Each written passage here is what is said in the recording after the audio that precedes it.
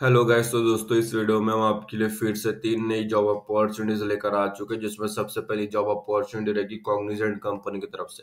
Cognizant द्वारा यहाँ पे एसोसिएट जॉब पोजीशन के लिए रिक्रूटमेंट ड्राइव निकल चुकी है। जॉब जो रोल रहेगा वो रहेगा associate project job category technology and engineering रहेगा। एम्प्लॉयमेंट टाइप फुल टाइम रहेगा। एक्सपीरियंस की बात करें तो फ्रेशर से लेकर एक्सपीरियंस तक सारे लोग इसके लिए एलिजिबल है। अगर आपके पास जीरो एक्सपीरियंस है तब भी आप इसके लिए एलिजिबल हो, और अगर आपके पास 4 ईयर तक का एक्सपीरियंस है तब भी आप इसके लिए एलिजिबल हो, अप्लाई कर सकते हो। ट्रैवल रिक्वायर्ड नो रहेगा। वर्क मॉडल हाइब्रिड रहेगा, मतलब कभी वर्क फ्रॉम ऑफिस रहेगा, कभी वर्क फ्रॉम होम रहेगा, मतलब दोनों रह सकता है। जॉब लोकेशन चेन्नई रहेगा। ये जॉब 29 अक्टूबर 2024 को पोस्ट की गई थी कॉग्निजेंट कंपनी की तरफ से, लेकिन ये जॉब एक्सपायर होने से पहले एज सुन एज पॉसिबल आपको अप्लाई कर देना है। As the associate project in responsibilities क्या रहेगी इन कॉग्निजेंट कंपनी, तो सबसे पहले जो कॉन्फ़िगरेशन सिस्टम है उसे डॉक्यूमेंट करना, उसे प्रोसीजर कंप्लीट करना आपकी जिम्मेदारी रहती है। जो सिस्टम रहता है टू ऑटोमेट फाइनेंशियल ट्रांजैक्शन, उसे मेंटेन करना, उसे बिल्ड करना आपकी जिम्मेदारी रहती है। और इम्प्रूव कंप्यूटर साइंस और फाइनेंशियल रिपोर्टिंग के रिगार्डिंग जो एनालिसिस और फाइनेंशियल रिपोर्टिंग रहती है उसे एनहांस करना होता है, जो टूल्स रहते हैं उसे इम्प्लीमेंट करके। और जो एसएपी मैनेज जो मॉड्यूल्स रहता है उसे सेटअप करना, उसे मैनेज करना फॉर फाइनेंशियल डाटा मैनेजमेंट आपकी जिम्मेदारी रहती है। जो रिसीवेबल एंड पेबल प्रोसेस रहता है, अकाउंट्स रहते हैं, उसे हैंडल करना आपकी जिम्मेदारी रहती है, आपकी ड्यूटीज के अंतर्गत आता है। जो कंप्यूटर असिस्ट है उसे मैनेज, उसे ट्रैक करना होता है। और फाइनेंशियल रिकॉर्ड को एक्यूरेट है, वो अप टू डेट है, वो इंश्योर करना आपकी जिम्मेदारी रहती है। और टीम के साथ कोलैबोरेट करना होता है to integrate financial system. Troubleshoot जो इश्यूज रहते हैं, प्रोवाइड टेक्निकल असिस्टेंट, जो ट्रबल शूट इश्यूज होते हैं उसे टेक्निकल असिस्टेंट है प्रोवाइड करना होता है। जो भी फाइनेंशियल प्रॉब्लम आती है आपको दिखती है इन सॉफ्टवेयर इन सिस्टम, जो भी इश्यूज वहाँ पे आती है तो उसे ट्रबल शूट करके उसे सॉल्व करना भी आपकी जिम्मेदारी होती है। Conduct system audit to ensure data accuracy and regulatory compliance, और जो एम्प्लॉयज को ट्रेन करना होता है on how to use SAP financial module, और पार्टिसिपेट करना होता है in system upgrade and improvement. Qualification की बात करें तो यहाँ पे bachelor's degree in related field चल जाएगा। बैच की बात करते हो 2024 23 22 21 के जो सारे ग्रेजुएट्स हैं पास आउट से इसके लिए एलिजिबल है, अप्लाई कर सकते हैं। स्किल कंपनी द्वारा क्या रिक्वायर्ड है, तो सबसे पहले टेक्निकल एक्सपर्टीज, जैसे एसएपी मॉड्यूल के बारे में स्ट्रॉन्ग नॉलेज होना चाहिए, इंक्लूडिंग ऑटोमेटिक जो पेमेंट होते हैं, SFIN होते हैं, FICO account receivable, account payable, fixed assets accounting and general ledger accounting जो रहती है उसके बारे में स्ट्रॉन्ग नॉलेज आपके पास होना चाहिए। फाइनेंस एंड अकाउंटिंग के बारे में अगर एक्सपीरियंस है या नॉलेज है तो प्लस पॉइंट हो जाता है। एक्सपीरियंस यहाँ पे कंपलसरी नहीं है, अगर है तो एक बोनस पॉइंट आपको इस रिक्रूटमेंट में मिल जाता है। Problem solving and analytical skill अच्छी खासी होनी चाहिए। कम्युनिकेशन एंड कोलैबोरेशन की स्किल अच्छी खासी होनी चाहिए। अटेंशन टू डिटेल की जो एक्यूरेसी एंड प्रिसीजन की जो कमिटमेंट है वो सही होनी चाहिए। प्रोएक्टिव अप्रोच होना चाहिए। Ability to anticipate and address potential issues.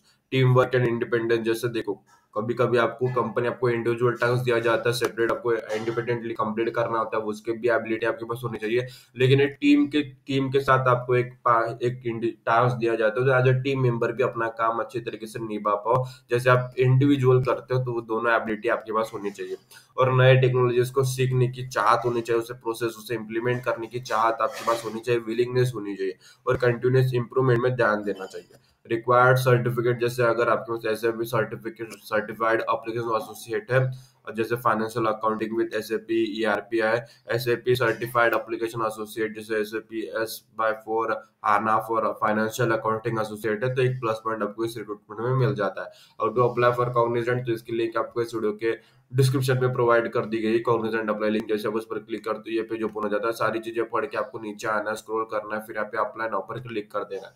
जैसे अप्लाई नाउ पर क्लिक करते हो एक नया पेज हमारे सामने ओपन हो जाता है। एसोसिएट प्रोजेक्ट यहाँ पे अप्लाई नाउ पर क्लिक करना है। जो भी रिक्वायर्ड डॉक्यूमेंट है, रिक्वायर्ड इन्फॉर्मेशन है, फिलअप करके अपना जो फॉर्म है सक्सेसफुली सबमिट कर देना है। नेक्स्ट जॉब अपॉर्चुनिटी रहेगी JP Morgan and Chase company की तरफ से। जेपी मॉर्गन द्वारा यहाँ पे सोल्यूशन एनालिस्ट लेवल 1 के लिए हायरिंग निकल चुकी है, और इसके रिलेटेड सारे टॉपिक सारे कंसेप्ट हम इस वीडियो में आपके साथ डिटेल में डिस्कस करेंगे, शेयर करेंगे। जॉब रोल यहाँ पे सोल्यूशन एनालिस्ट लेवल 1 रहेगा। जॉब कैटेगरी यहाँ पे टेक्निकल प्रोग्राम डिलीवरी रहेगा। बिजनेस यूनिट की बात करें तो कॉर्पोरेट एंड इन्वेस्टमेंट बैंक के अंतर्गत रहेगी जॉब पोजीशन रहेगी। एक्सपीरियंस की बात करें तो फ्रेशर से लेकर जिनके पास 1 ईयर तक का एक्सपीरियंस है तब वो भी एलिजिबल अप्लाई कर सकते हैं। जॉब शेड्यूल फुल टाइम रहेगा। ये जॉब पोस्ट पोस्ट हो चुकी है 28 अक्टूबर 2024 को, और आपको अप्लाई करना है 28 नवंबर 2024 तक। तो काफी समय, 28 दिन बचे हैं, तो आपको जल्द से जल्द इसे अप्लाई कर देना जॉब एक्सपायर होने से पहले। रिक्वायर्ड स्किल एंड एक्सपीरियंस क्या क्या रिक्वायर्ड है कंपनी के लिए, जॉब पोजीशन के लिए? तो यहाँ पे सबसे पहले टेक्निकल राइटिंग एबिलिटी होनी चाहिए, ability to write clear and concise technical document. जो डॉक्यूमेंट रहते हैं टेक्निकल, उसे सही तरीके से डॉक्यूमेंट करना आपकी जिम्मेदारी होती है, उसे रिकॉर्ड करना आपकी जिम्मेदारी होती है। टेक्निकल अंडरस्टैंडिंग होनी चाहिए, जैसे टेक्नोलॉजी के बारे में बेसिक नॉलेज होना चाहिए, and how it agile with business goal. Problem solving ability होनी चाहिए, ability to break down complex problem into the smaller manageable steps. ठीक है, एक बड़ा प्रॉब्लम आती है तो उसे थोड़े थोड़े टुकड़ों में, स्मॉल करके उसे ब्रेक करे, और उसे मैनेजेबल स्टेप्स मतलब छोटे छोटे हिस्से में आपको वहाँ पे क्लियर करना होता है। डाटा एनालिसिस की बात करें तो आप skills in analysing large data set and extracting meaningful insight की एबिलिटी आपके पास होनी चाहिए। और कम्युनिकेशन स्किल यहाँ पे बात करें तो written and verbal communication skill आपके पास अच्छी खासी होनी चाहिए। रिस्पॉन्सिबिलिटीज आप पे क्या रहेगी as a solution analyst level 1 in JP Morgan company? तो सबसे पहले यहाँ पे कम्युनिकेट इफेक्टिवली। आपको जो भी कहना है, एक्सप्लेन करना हो, क्लियरली होना चाहिए। Explain complex idea to technical and non technical audience. Gather requirement, आपको यहाँ पे स्टेक होल्डर को साथ काम करके जो भी अंडरस्टैंडिंग रहती है there needs and document them clearly. ठीक है, स्टेक होल्डर की जो भी अंडरस्टैंडिंग रहती है, उनके नीड्स रिक्वायरमेंट उसको समझ के अंडरस्टैंड करके उन्हें क्लियरली तरीके से डॉक्यूमेंट करना आपकी जिम्मेदारी रहती है। एनालाइज जो रिक्वायरमेंट होती है उसे ब्रेक डाउन करना होता है कॉम्प्लेक्स रिक्वायरमेंट को इनटू स्मॉलर एक्शनेबल टास्क के अंतर्गत। डिजाइन सॉल्यूशन, यहाँ पे जो बिजनेस नीड्स होती है, रिक्वायरमेंट होती है, उसे ट्रांसलेट करना होता है into the technical solution. Data analyse, जैसे डाटा को एनालाइज करना होता है to identify trends and insight. और जो टेक्नोलॉजी है उसे अंडरस्टैंड करना, learn about system architecture and standard ability आपके पास होनी चाहिए। वर्क लोकेशन, इसका निरोलन जो नॉलेज पार्क रहता है गोरेगांव, वहां पे रहेगा, गोरेगांव मुंबई, ये जॉब लोकेशन इसका है। एवरेज सैलरी यहाँ पे, जो अगर आप एंट्री लेवल है, फ्रेशर हो, तो 4 to 6 लाख पर एनम यहाँ पे मिल सकती है, इस रेंज में सैलरी मिल जाएगी। अगर मिड लेवल हो, आपके पास 1 साल तक का एक्सपीरियंस है, 1-2 साल का, तो आपके पास 6 से 10 लाख पर एनम की सैलरी आपको वहाँ पे मिल सकती है। हाउ टू अप्लाई, तो इसके लिंक आपको इस वीडियो के डिस्क्रिप्शन में प्रोवाइड कर दी गई है। जेपी मॉर्गन अप्लाई लिंक, जैसे आप उस पर क्लिक करते हो ये पेज ओपन हो जाता है। सारी चीजें आपको अच्छी तरीके से पढ़ लेनी है। यहाँ पर रिक्वायरमेंट हो गया, सारी चीजें आपको अच्छी तरह से पढ़ लेनी है, रिस्पॉन्सिबिलिटीज पढ़ लेनी है। फिर यहाँ पे नीचे आना है, फिर यहाँ पे अप्लाई नाउ पर क्लिक कर देना है। जैसे अप्लाई नाउ पर क्लिक करते एक नया पेज हमारे सामने ओपन हो जाता है। आप देख सकते हो यहाँ पे JP Morgan Chase solution analyst level 1, यहाँ पे अप्लाई नाउ का बटन है। अप्लाई नाउ पर क्लिक करके जो भी रिक्वायर्ड डॉक्यूमेंट है, रिक्वायर्ड इन्फॉर्मेशन है, फिलअप करके अपना जो फॉर्म है सक्सेसफुली सबमिट कर देना है। नेक्स्ट जॉब रहेगी विप्रो कंपनी की तरफ से। तो यहाँ पे विप्रो द्वारा यहाँ पे रिक्रूटमेंट निकल चुकी है फ्रेशर्स के लिए। यहाँ पे जॉब पोजीशन रहेगा एनालिस्ट, जॉब कैटेगरी डीओपी के अंतर्गत रहेगा। एक्सपीरियंस की बात करें तो फ्रेशर्स के लिए एलिजिबल है। जॉब शेड्यूल फुल टाइम रहेगा। ग्रेजुएट इसके लिए एलिजिबल है, अप्लाई कर सकते हैं। मिनिमम क्वालिफिकेशन आपका ग्रेजुएशन होना चाहिए। लोकेशन यहाँ पे बैंगलोर रहेगा। रिस्पॉन्सिबिलिटीज क्या रहेगी एज एनालिस्ट इन विप्रो कंपनी? तो जो सबसे पहले जो लोन ट्रांजेक्शन प्रोसेस हैंडल करना होता है, लाइक लोन ड्रॉडाउन हो गया, रीपेमेंट, फी कलेक्शन, क्वेरी रिसोल्यूशन को हैंडल करना होता है। इन सारी एक्टिविटीज को, लोन स्ट्रक्चर के बारे में अंडरस्टैंडिंग होनी चाहिए। Having a strong understanding of various loan structure, जैसे बिलेटरल्स हो गया, सिंडिकेट्स हो गया, एजेंसीज हो गया, etcetera. Use loan service system, जैसे जो टूल्स होते हैं लाइक लोन आईक्यू, एसीबीएस, इंटेलीमैच एक्सेट्रा, जैसे टूल्स को प्रोसेस लोन के लिए आपको यूज करके आपको जो लोन है उसे प्रोसेसिंग करना, उसे सर्विसिंग करना आपकी जिम्मेदारी होती है। जो भी आइडेंटिटी जो एनालाइज करोगे, तो जो भी प्रॉब्लम, जो भी इश्यू आइडेंटिफाई होती है, उसे रिसॉल्व करके उसके ऊपर सॉल्यूशंस ला के उसे रिसॉल्व करना होता है रिलेटेड टू लोन सर्विसिंग। और कम्युनिकेट इफेक्टिवली, कम्युनिकेशन आपका क्लियरली होनी चाहिए with client and team members. और रिलेशनशिप आपको बिल्ड करनी होती है क्लाइंट के साथ, कंपनी के। देखो, आप जरिया, एक माध्यम हो कंपनी और क्लाइंट के बीच में जो रिलेशनशिप हो सही तरीके से बिल्ड होने का।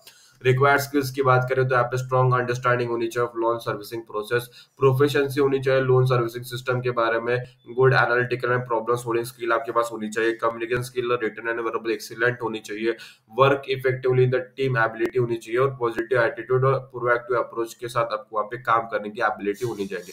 एवरेज सैलरी फॉर, यहाँ पे सैलरी की बात करें तो यहाँ पे एंट्री लेवल अगर हो तो 3 to 5 लाख पर एनम की यहाँ पे सैलरी मिल जाएगी। मिड लेवल के हो तो आपको 6 to 10 लाख पर एनम यहाँ पे इस रेंज की सैलरी मिल जाएगी। ठीक है, फ्रेशर्स और मिड लेवल मतलब 1-2 साल का एक्सपीरियंस हो तो मिड लेवल, फ्रेशर्स हो तो एंट्री लेवल की सैलरी मिल जाएगी। वाई जॉइन विप्रो, तो यहाँ पे बहुत बड़ा अपॉर्चुनिटी आपको नेटवर्क टू कनेक्ट अपॉर्चुनिटी यहाँ पे विप्रो द्वारा मिल जाती है। How to apply for Wipro, तो इसकी लिंक आपको इस वीडियो के डिस्क्रिप्शन में प्रोवाइड कर दी गई है विप्रो अप्लाई लिंक। जैसे आप उस पर क्लिक करते हो ये पेज ओपन हो जाता है, सारी चीज आपको यहाँ पे पढ़ लेना है, समझ लेना है। फिर आप नीचे स्क्रॉल करके देखो, सबसे पहले ना अबाउट विप्रो वगैरह पढ़ लीजिए, मतलब आपको कोई कंफ्यूजन ना रहे, ठीक है। पढ़ने के बाद ही, समझने के बाद ही आपको यहाँ पे अप्लाई नाउ पर क्लिक करना है। अप्लाई नाउ पर क्लिक करने के बाद आपको यहाँ पे जॉब है एनालिस्ट, यहाँ पे अप्लाई का बटन है। अप्लाई पर क्लिक करके जो भी रिक्वायर्ड डॉक्यूमेंट है, रिक्वायर्ड इन्फॉर्मेशन है, फिलअप करके अपना जो फॉर्म है सक्सेसफुली सबमिट कर देना है जॉब एक्सपायर होने से पहले। तो इस वीडियो में हमने 3 जॉब रिगार्डिंग डिस्कस किया, विप्रो, जेपी मॉर्गन और कॉग्निजेंट, और तीनों के लिंक्स हमने इस वीडियो के डिस्क्रिप्शन में प्रोवाइड कर दी गई, और तीनों के लिए आपको अप्लाई करना है। अगर अप्लाई करते समय कुछ परेशानी, कुछ भी अड़चन, कुछ भी प्रॉब्लम आती है तो इस वीडियो के कमेंट सेक्शन में कमेंट कर देना, हम उसका जो सोल्यूशन है आपको रिप्लाई कर देंगे, ताकि आपकी तरफ से जो एप्लीकेशन है सक्सेसफुली सबमिट हो जाए। और अपने दोस्तों के साथ ये वीडियो शेयर कीजिए जिन्हें जॉब की जरूरत है, जिन्हें जॉब की तलाश है। अगर आप अपने तरफ आई हुई अपॉर्चुनिटीज अपने दोस्तों के साथ शेयर करोगे तो उनके तरफ आई हुई अपॉर्चुनिटीज वो आपके साथ जरूर शेयर करेंगे। तो आज की वीडियो में इतना है, फिर मिलेंगे अगली वीडियो में फिर नई जॉब अपॉर्चुनिटीज के साथ। तब तक के लिए स्टे ट्यून। और ये वीडियो आप सभी ने पूरा देखा, इसलिए आप सभी का तहे दिल से धन्यवाद।